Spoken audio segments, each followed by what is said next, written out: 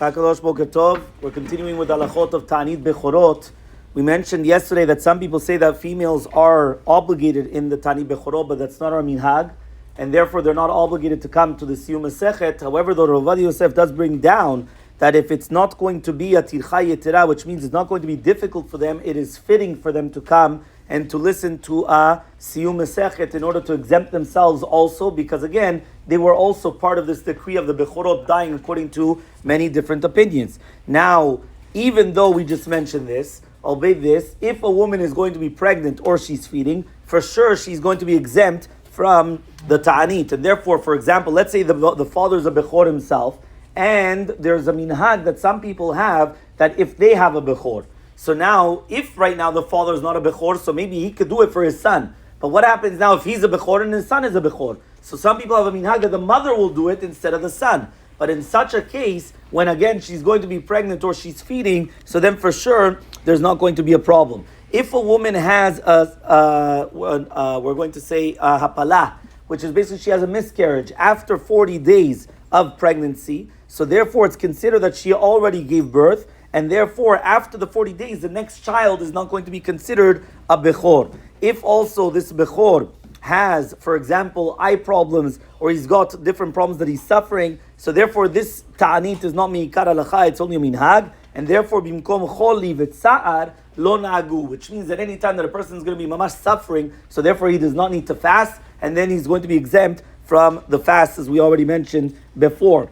Now, to do with the concept of Ta'anit, we exempt it through mitzvah, seudat mitzvah. What does that mean? Any type of a seudat mitzvah. It doesn't matter whether it's going to be a pidyon ben, berit milah, we're talking about a chatam v'kala doing sheva berachot, bar mitzvah, which is bizmano, right? Or the siyum masechet. All these things we have a minhag to be lenient, because since it's so difficult to fast, and then you're going to start on an empty stomach coming to the night of Pesach, with whether it's going to be the 4 cups, the matzah, the maror, everything there. So therefore we were lenient that we do a siyum, and that's it, that we exempt ourselves. Somebody has a Brit Milah, they don't need a Siyum. They go to the Brit Milah and that's it. Or, v'chule, you just continue going. Now the halakha states is as follows. Even though in the Siyum, they already have 10 people, and they are going to be there, and all of a sudden everybody comes to rush in to do the Siyum, still, B'Rov Madrat Melech, it's very important to have the more people, the better, and therefore they're all considered part of the Siyum, because the more the merrier, and there's also even going to be Kinat Sofrim, which means it's going to cause a little bit of a jealousy that's going to cause other people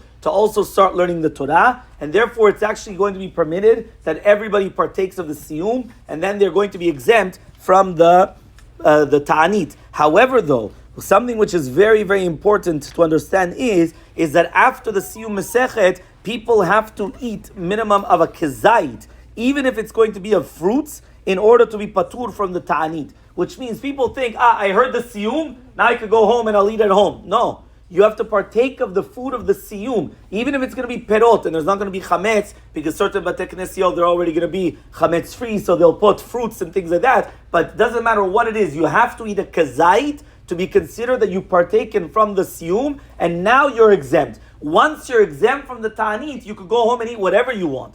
But until then, until you didn't partake from the Siyum, it's a sur. Another halacha, let's say I wake up on the morning of Erev Pesach, right, Friday morning, and I already know I'm going to listen to a Siyum. I know that we have a Siyum over here, we already know it. So you know what, I'm going to start eating and drinking. No. Until I don't partake of the Siyum, even beforehand, I'm also prohibited to come and to start eating and drinking. So these are just very, very important halachot that when we're trying to learn about exactly what's going on, about the Siyum exempting, right, everything that we're doing, because again, we have to do it properly in order that when we're going to already, if it's already a leniency that we're doing to partake of a Siyum, so it's important that we're paying attention. We say, okay, fine, I'm going to be there, but it's not only that I'm just actually listening to the Siyum. I have to partake of the meal of the Siyum, and then afterwards I could go home and I could eat whatever I want for the rest of the day.